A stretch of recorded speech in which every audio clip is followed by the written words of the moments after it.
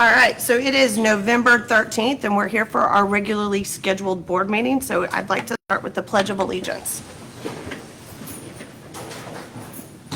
I pledge allegiance to the flag of the United States of America and to the republic for which it stands, one nation, under God, indivisible, with liberty and justice for all.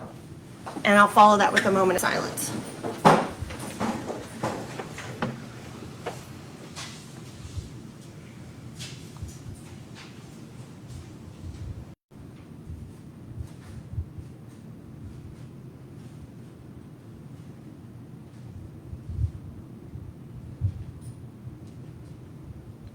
Amen.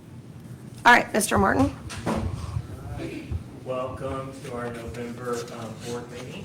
We always start out with the consent agenda, financial report, and board minutes. Are there any questions regarding those?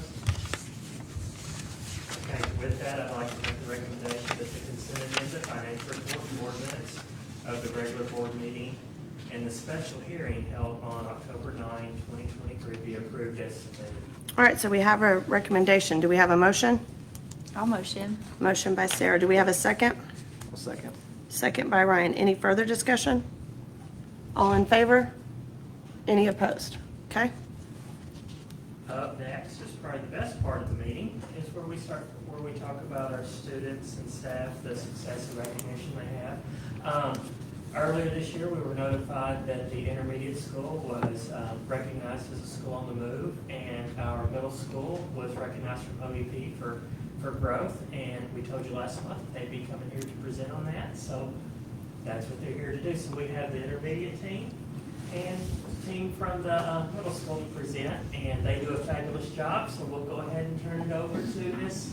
Boland and her staff. Okay, yes, I brought some of our team leads because I told them you would much rather hear about the work from the people doing the work than me. So just a little background. So we are one of those schools on the move towards excellent. That's based on our ESSA index. The ESSA school rating index is based off of 5 areas: the weighted achievement, growth, language proficiency, graduation rate, and the school quality student success indicators. So it's like attendance and things like that, reading on grade level. So schools on the move for excellence are chosen, or you get that award because you fall into one of these 3 categories. So we increased a letter grade and a school index score at least 5 points. So we'll go over kind of how that happened. So we moved from a C school to a B school, which was very exciting. We were one of 11 schools to make this move. The primary was another one of the 11 schools. So in Pea Ridge, we had 2 of the 11 schools in the state of Arkansas to make that move. Our ESSA growth was 5.43 points. So we went from 70.45 to 75.88. Our ESSA score was greatly impacted by the student growth on ACT Aspire. So of those 5 categories, our growth score is really what pushed us up in the points. So you can see we have our growth, value-added growth scores for all students from 21, 22, and 23. So you can see we've gradually continued to grow kids along the way. A part that I'm super proud of is we've also grown each of our subpopulations. So we have the Hispanic, Latino, white, economically disadvantaged, English language learners, and students with disabilities. And so each category has shown growth over the last 3 years. This is the part that they get to talk about. So this is where they did the work. When we found out, we celebrated and we talked about how that's not just one part of our building that does the growing, so it's not just classroom teachers.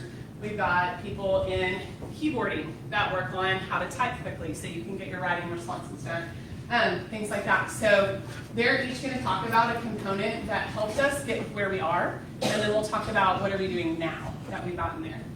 So first we have Jessica Woods is going to talk about PLCs. And they'll just tell you their names, and then they'll talk to you about their little section.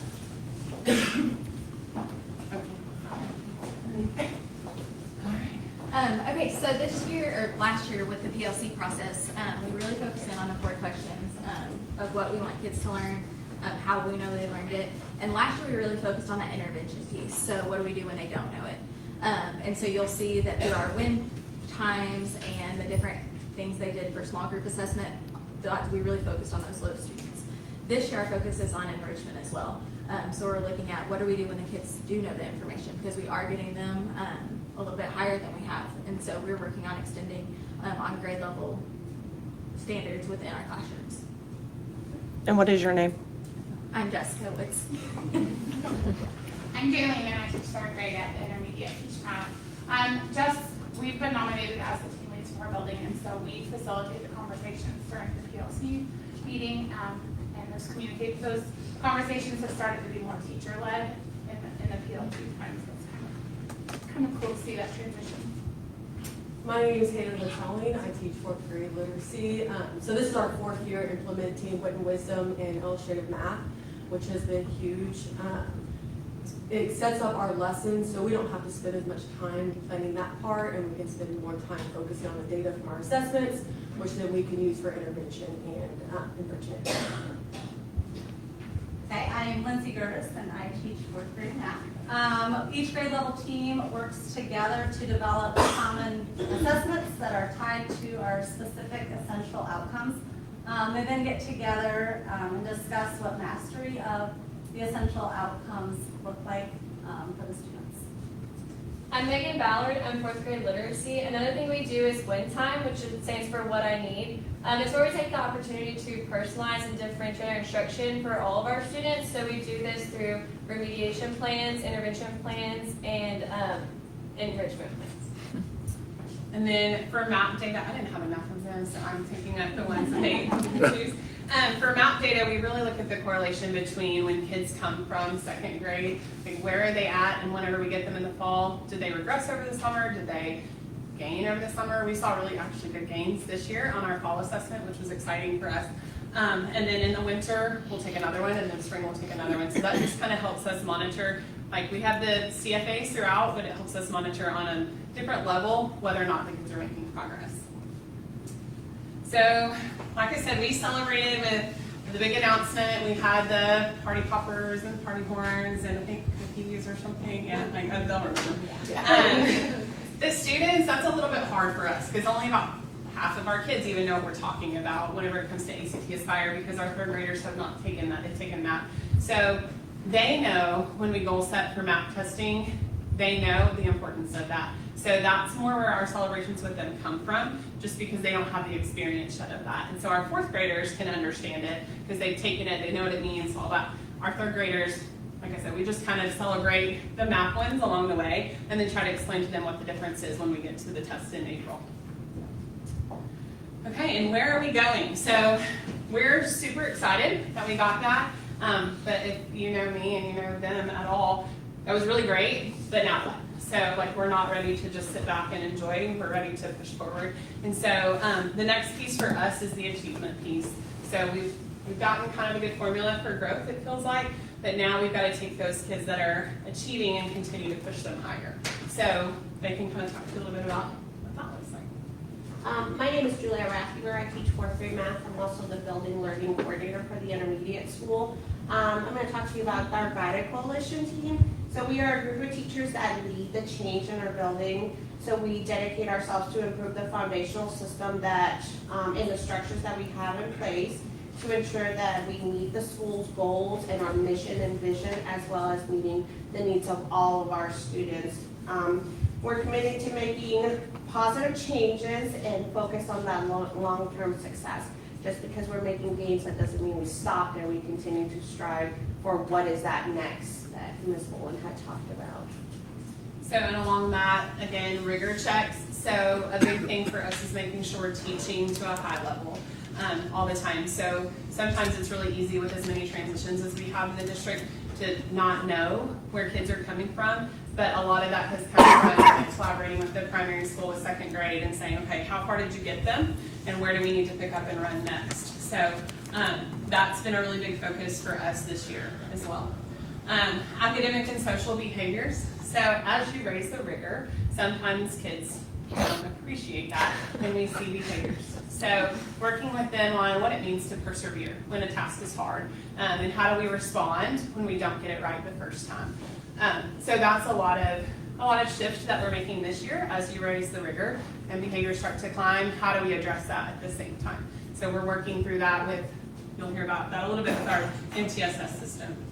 Academic celebrations and incentives. My name is Brandy Newsome. One thing that I can say, being new to this area and new to the district, what a great shift in perspective it has been for me to see all the wonderful things that are in place at the intermediate and at the middle school.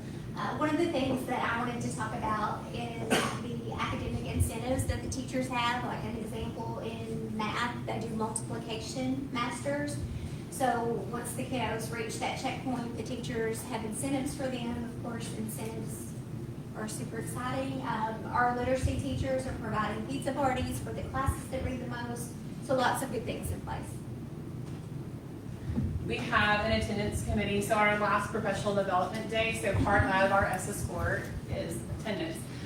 So really meeting with those parents and talking to them about how important it is for your child to be at school, because at our level, that's really not up to the kid as much. And so we made phone calls to each parent that their child had missed 5 or more days for the first 9 weeks, and just talk to them about how important it is and what kind of barriers were there that maybe we could help eliminate for them. I'm Madison Holiday, the school counselor at Peters Intermediate. And like Ms. Bolin mentioned earlier, our MTSS team is our multi-tier support system process and team. Basically, when a teacher has a student who needs a little bit more support in the classroom, that could be academically or behaviorally, they will refer them to our team, and then we'll come together and sit down and really look through all the data and everything going on in the classroom to see what we can do to best support them and help them be more successful in the classroom. So that is kind of where we've been and then where we're going. So if you guys have any questions for us? I don't have any questions, but I know Ryan and I had the privilege of walking, was it last week or the week before, the intermediate, and actually seeing some of these things in place and how you could seamlessly go from one class to the next class, and same things, content was being taught, but the different spins the teachers were putting on it. So guys, it was very inspiring. It was great work. Ryan, you got anything? Yeah, I'd say the student engagement that I saw, that was great. And the collaboration and instruction, it doesn't surprise me that we've moved from a B to C. You can kind of see that in place. So appreciate the invite. Great. And all 5 of the metrics I'm sure are super important, but to knock it out of the ballpark on growth, that's awesome. Absolutely. So thank you guys for everything you're doing. We appreciate it. Good job, guys.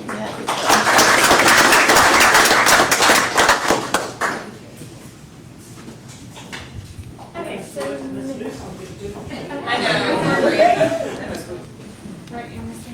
Okay, so here is about our middle school awards we're very proud of. It is our OEP Growth Awards. So OEP Growth Awards are for Outstanding Educational Performance Awards. It is solely based on academic growth for middle level grades. So it's 5 through 9. We were against like junior highs and things too. It's based on ACT Aspire growth data is all that it's based on, and it's separated into state rankings and regional rankings. So some of the data that helped us get these awards. So our English ACT scores went from 67% to 71% for 5th grade. Reading went from 35% to 37%. So we saw lots of growth there. Another growth area that doesn't go into the award, but that we think is very important for us to look at, is if you look at 6th grades, when those same students were in 5th grade, they were at 67%, and when they got to 6th grade, they went to 74%.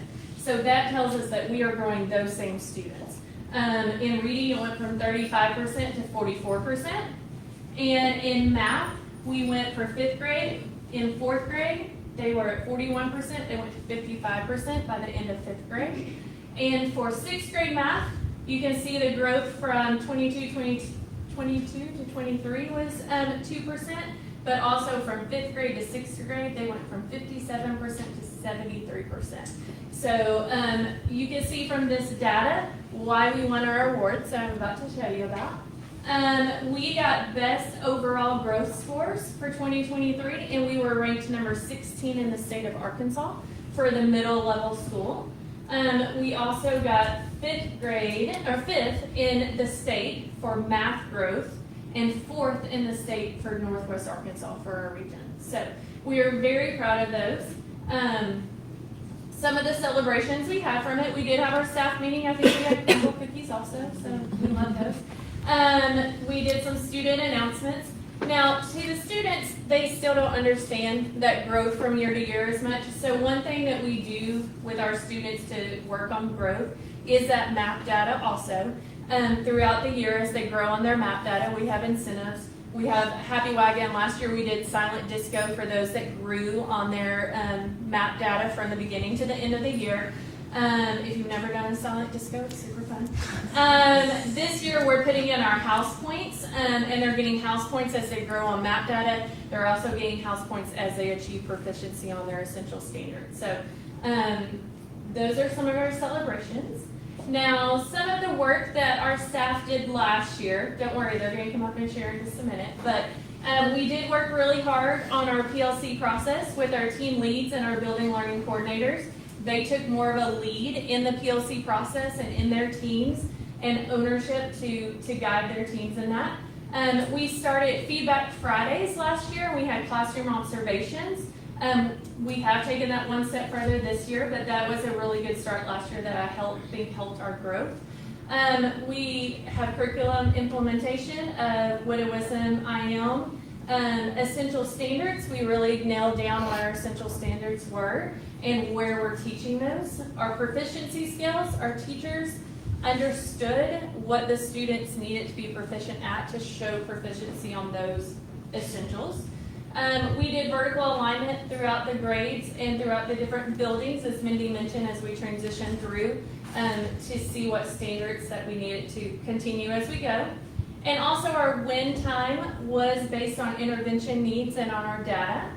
Now what I'm most excited about is for our teachers to come up to share where are we going from there, because staying with this growth is not enough, so come on. I'll let them introduce themselves as they speak. My name is Bobby Dodson. I teach 6th grade social studies at the middle school. I think I've had everyone's child. But when we talk about our win time enrichments, it's not just enough to grow the kids that need the most intervention, where you get the most bang for your buck. But the idea that kids already come into us and they are above what grade level is, we need to continue that growth pattern. And so adding extensions during our win time, making sure that our Genius Hour matches, building content rigor, whether you're doing research and reporting on that, deciding what is a credible source versus an incredible source, or validating those sources, and then reporting on those to the classes. That has been a major focus this year, is building on top of what we already have.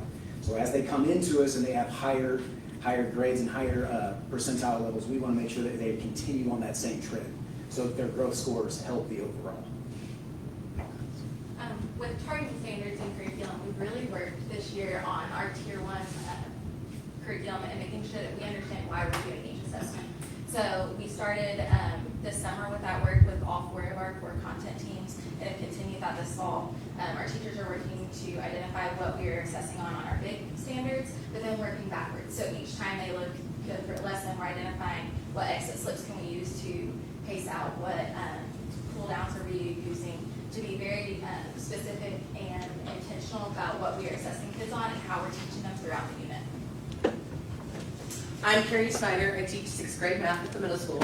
It's been really exciting. I've been there 7 years now, same grade level, same content. It's been really exciting to see over the years, like, this vertical alignment that we've been working so hard for, it's working. Like, I see the fruits of K through 5's efforts.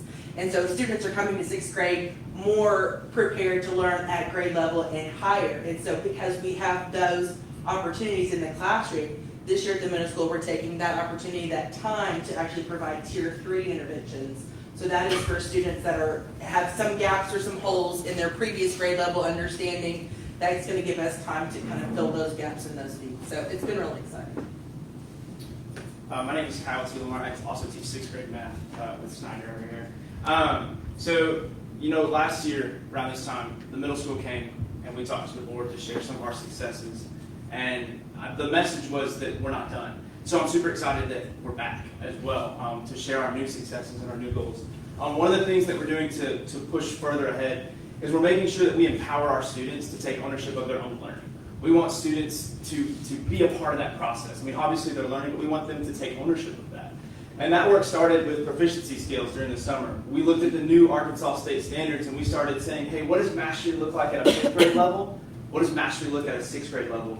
And we started breaking down those standards into the specific learning targets. So here are the pieces that students need to be able to do in order to master this entire target. And we built proficiency skills from scratch based off of the new standards. And then we put them on the desk of students. And we brought them into that process. So now when students take an assessment, they go through and they look and see, hey, I've mastered this one. I've mastered this learning target, but I'm still working on this one.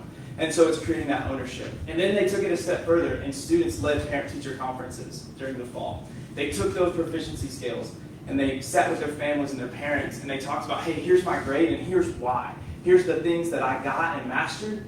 Here's what I'm still working on. And those conversations were awesome to hear, and I know our teachers really, really enjoyed it. We're working to build that sense of self-efficacy. We want our students to say, I can do this, I will do this.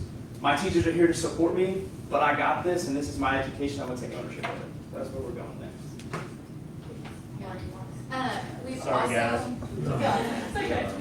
We've also really worked on learning walks in both the intermediate and the middle school, and aligning throughout the district. So the other IFs are working, and we're trying to make sure we understand what good instruction looks like K-12. And so we've been able to take our teachers across buildings to make sure that we are losing some of those transitions. These learning walks are also helping because they are no longer just a new teacher thing. Every teacher in our building goes on learning walks each month or quarterly, and we're working on improving instruction because we are teachers. We constantly want to grow. And so making sure that we focus in on how each of us can grow each time, whether that's instruction, whether that's classroom report, or specifically wind time and small group instruction. I'm Elizabeth Chilla. I teach special education at the middle school, sorry. Flashback to the middle school. So on the academic and social behaviors, we met over the summer and we set up SOAR expectations. And the SOAR expectations are safe, on task, accountable, and respectful. And we set up for every section of the school the expectations that we wanted to see our students model and show us throughout the day.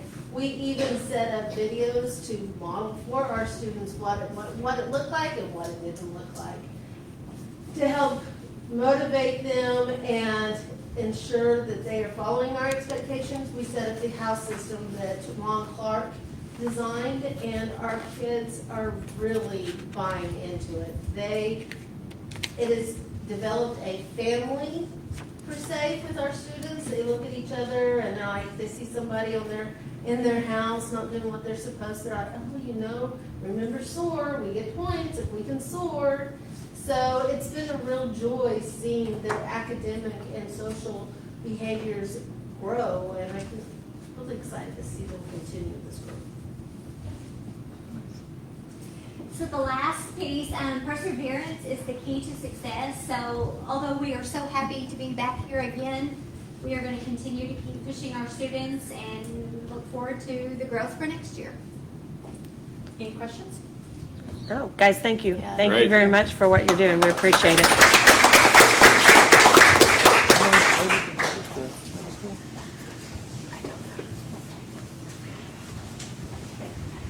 That might be a question. Up We'll next, ask them. a couple of weeks ago, we had our college and career fair, and we have Ms. Jackson and Ms. Barrett who helped lead the way in that charge of making sure that was a successful event, kind of share what was going on that day. Hi, I'm Alex Jackson. It is such a privilege to be able to represent the team that it took to be able to pull off this event. College and Career Fair is an essential event for Petrie Ridge High School and Petrie Ridge Junior High. 2 reasons. Number 1 is that it brings opportunities to our students that they don't get exposure to consistently. When you think about Petrie Ridge School District as the #1 employer for our area, it's important that we bring opportunities to our students.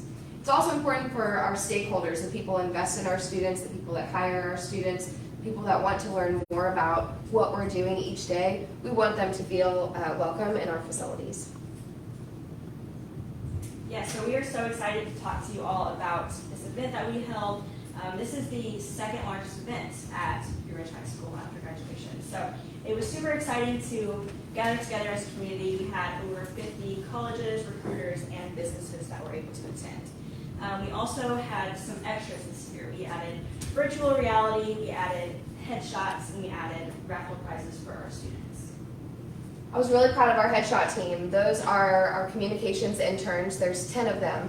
And they were able to get our students to be able to pause, take a moment, whether they're adding it to their LinkedIn or maybe to a scholarship application, that they were able to capture those important moments for our students. We had 3 keynote speakers. Last year we had one and it was amazing, but this year our focus was that we wanted people that were relatable. We wanted our students to be able to immediately connect, and we wanted it to connect to every single kid. So that's why we knew we had to have 3. Our motto is employed, enlisted, and enrolled, and so we were excited to be able to highlight Abigail Phipps, who's actually a teacher in Pea Ridge. She was able to talk about her experience as a college student. She was able to talk about what it means to have that diploma plus experience, whether you're going to the University of Arkansas or maybe down to UCA. We want our students to be able to launch into new passions whenever they are done on our campus. We had a recent graduate, Chandler Snow, representing the Marine Corps. He did an interview with Emily from Hawaii. And so being able to plug him in and being able to show our students that this is what it looks like, these are all the opportunities that you have, was really incredible. And we were able to supplement that time with Jessica Langford from the Navy. And then for employed, we had Kinley Nally, who is from Northwest Arkansas. She was one of my students, and she is the owner of the Gold Cobblestone. She's got a large social media presence, and she was able to talk to our students about entrepreneurship and what it takes to start your own business. Yes, so as you can see here, Raising Cane's, this was our premier partner for the day. So Raising Cane's was able to cater lunch for all students and staff. They also did mock interviews, so as students were browsing our vendors and browsing the people that came to join us on this day, they were giving interviews on the spot. And we are proud to say that actually 4 of our students were hired that day. So that is a plus in our eyes. That's great. On that same note, we were able to have our interns make a button for the people that we're hiring now. So our students that were not just thinking about their future, but kids that needed employment immediately, we gave them each a button. So our local business partners like Sonic and Domino's, Walmart were able to, excuse me, let students know that they're hiring now. These are just a few pictures from our day. We were very excited to be able to showcase the new furniture in the quad. That is a very unique space. Through a partnership with the Walton Family Foundation, the college and career classes are able to do 3 classes at once, 10th, 11th, and 12th grade, every single day. The flexibility in the furniture and the teachers being able to work so close as a team allows them to give our students the flexibility in their learning. So it's not just depending on their grade level, but depending on where they're at with these essential skills that they need for the next part of their life. Yes, so after the College and Career Fair, the CCR teachers sent out a survey to our learners, and 92% of our students claim to be either employed, enlisted, or enrolled. So we're excited about that confidence. Yeah. When you're thinking about what does that look like, where are our students headed, we've been pretty consistent with about that 70% marker of our students that are seeking enrolling in whether a 2-year or 4-year degree program or even a trade school. 20% employed, 7% undecided, and then just 3 at enlisted. So what's next? Obviously, we had an incredible event, kind of looking towards our spring semester. We have more campus visits, competitive events coming up. Our monthly programming, so every month we'll have what's called Senior Roundup, where we invite seniors and their families to come on campus, and we talk about things that are coming up in their timeline towards graduation. We do this with our CCR team every month, and we put a lot of planning and effort into making those events work for our students. We also have a hiring event, and this is going to be a new thing to Pea Ridge. We're going to test it out in the spring, and invite some of those vendors back who we're hiring at the College and Career Fair, and provide that opportunity to our student body as well. So when we're thinking about that 7% of students that are undecided, and not just them, but also that 69% that think that they are going towards college, we want them to feel very confident. We want them to have every tool. We want them to know about scholarships and job opportunities. So we're really looking forward to continuing our partnership, and we're looking forward to showing you what's next for this graduating class. So I did get the privilege of attending that event. It was very well put on, and I made a post on my social media, and Business and Industry Training made a comment that said, we attend a lot of career fairs, and this was one of the most well-organized events we have ever seen. Congratulations on a great event. So Thank you. I wanted to share that with you guys. We got some other 5-star reviews, and we were really excited to be able to showcase those. It really was a well-oiled machine. We figured out how to really put this on, and it is a lot of different pieces, a lot of flexibility from the high school staff and a lot of our program teachers being able to come together to showcase not only what they do in their class, but also their programming. Thank you. It was awesome. Thanks. Good job.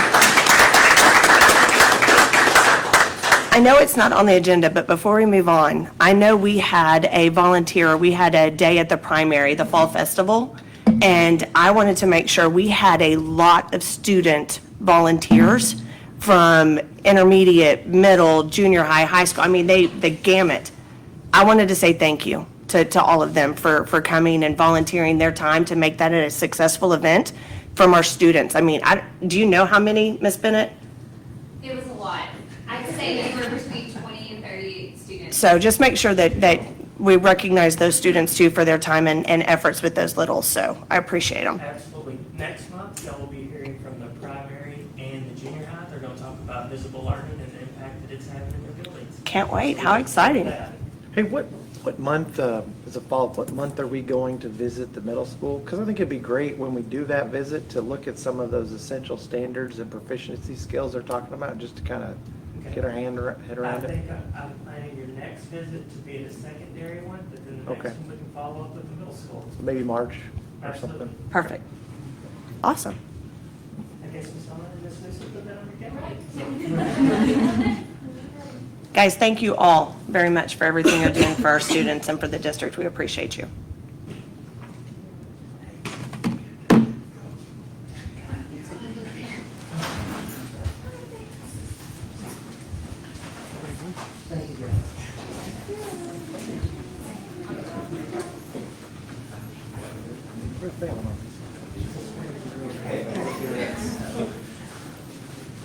And half the room cleared out. Yeah, I really appreciate them being here. I do They too. also Have families, absolutely. Absolutely. All right, up next, we have out-of-state travel. Coach Neal and the basketball team are going to win Arkansas, but they're staying in Green Forest. In one of the evenings, I believe they don't play until about 7 or 8 o'clock, so they're requesting permission to travel over to the Memphis area, specifically the Germantown, Cordova area, to do an activity and to travel there on November the 17th. It's a lunch activity and team building in a very safe environment. Okay. So that's your recommendation? Yes, ma'am. My recommendation is to approve travel to Cordova, Tennessee on November 17th, 2023. All right, so we have a recommendation. Do we have a motion? Motion. Motion by John. Do we have a second? I'll second. Second by Mindy. Any further discussion? All in favor? Any opposed? All right, up next on the agenda, we have board transfers. We have no one requesting to transfer out. We have 2 students requesting to transfer in on 9th grade. My recommendation is that we deny that transfer. For right now, we are very tight in specifically science. We're about 97, 98% full right now in 9th grade, and also in our electives, and to place them on a waiting list that if we have room available, that we will invite them in the future to be able to enroll. Okay. And yeah, my recommendation is to deny the transfers and place on a waiting list to see if we have room. All right, so we have a recommendation. Do we have a motion? Make a motion. You got a motion? Yeah. Motion by John. Do we have a second? I'll second. Second by Ryan. Any further discussion? All right, all in favor? Any opposed? Okay? Up next, last item is it's personnel.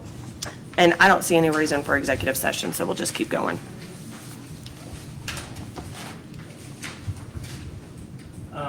I'd like to make the recommendation that we accept the resignation of Walker Cheevers effective 12/31/2023. All right, so we have a recommendation. Do we have a motion? I'll motion. Motion by Sarah. Do we have a second? Second. Second by John. Any further discussion? All in favor? Any opposed? Okay? And with that, I'd like to make the recommendation that we offer employment to Jessica Henson, Debbie Callison, Kelly Wolf, Sierra Hickson, and Vicki Goldner. All right, so we have a recommendation. Do we have a motion? I'll motion. Motion by Sarah. I'm just going to sit here and be quiet. Do we have a second? I'll second. Second by Ryan. Any further discussion? All in favor? Any opposed? Okay. Ms. Cawthon, that's all I have. All right, John? Recommend we adjourn, or I recommend we second. adjourn, or whatever. All right, guys, thank you very Thank much. you. We seconded. Or second.